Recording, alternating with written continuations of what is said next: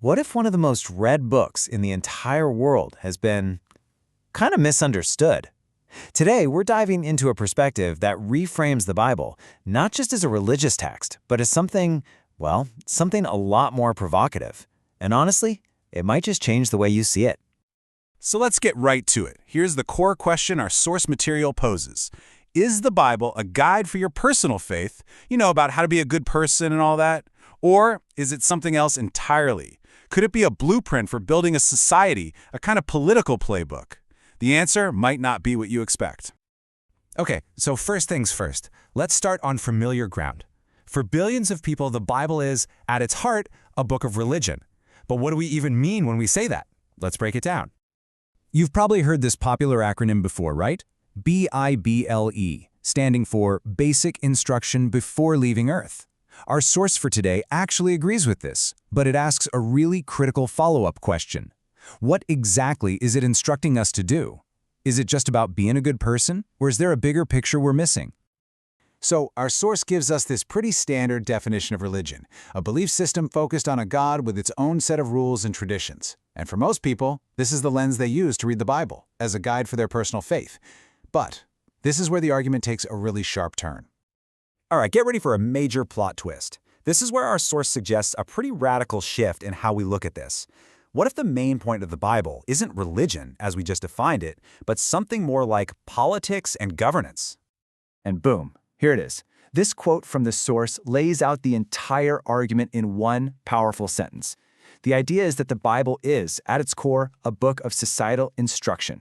It's about how a whole group of people should organize themselves and govern themselves based on a divine standard.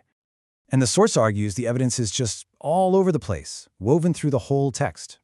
I mean, think about it. Look at the theme of leadership. It shifts from God as the king to judges to human kings. Or what about Moses? That was a straight-up political liberation from slavery in Egypt. And in the New Testament, you get this direct showdown between Christ as the Son of God and Caesar, who was also called the Son of God. That's a political rivalry if I've ever seen one. The book is just filled with instructions on community organizing and critiques of power structures. So if the Bible really is about governance, then the source argues that it presents us with a huge central conflict. It's not just about one system. It's about a choice between two completely different ways of running things. This slide breaks down those two options perfectly. On one side, you have the government of man. These are the systems like Egypt and Babylon that the text tells people to come out of. You can see they're all about hierarchy, about one group lording over another. But on the other side, you've got the government of God, sometimes called the way. This is the system you're supposed to seek, and it's defined by community, by everyone freely giving from the heart. Two totally different models. Okay, I know what you might be thinking. Hold on, what about all the parts of the Bible that are about changing yourself, about personal transformation? Well, our source says this is exactly where the personal and the political slam right into each other. Let's see how. And here is the absolute crucial link. If this government of God is really for the people and by the people, well then the people are the government. The health of the system isn't decided by some king far away, it's decided by the character and the actions of every single person in it. The people literally are the institution. And this is exactly why, from this perspective, that personal change stuff is so important. It's not just about you feeling good. It's the absolute foundation. The logic goes like this. You can only have a healthy government of God if you start with healthy individuals. Those individuals create healthy families, which then build healthy communities. It's a total bottom-up approach to creating a healthy society. So this really clarifies the motivation behind it all. Reading the Bible just as a self-help book is, in the words of our source, missing the mark.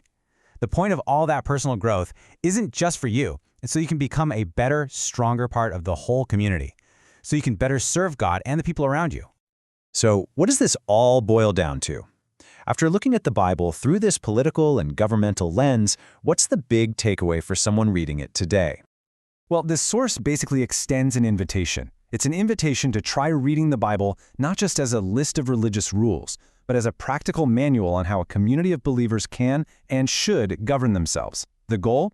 To become, in biblical terms, the light and salt, a functional, healthy, alternative society that actually serves as a positive example for the rest of the world.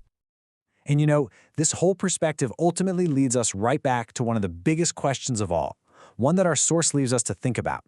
If this is the real goal, this societal project, then what is life all about? Seriously, what are we all doing here?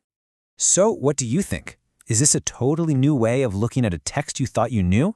Or does this actually click with how you've always seen it?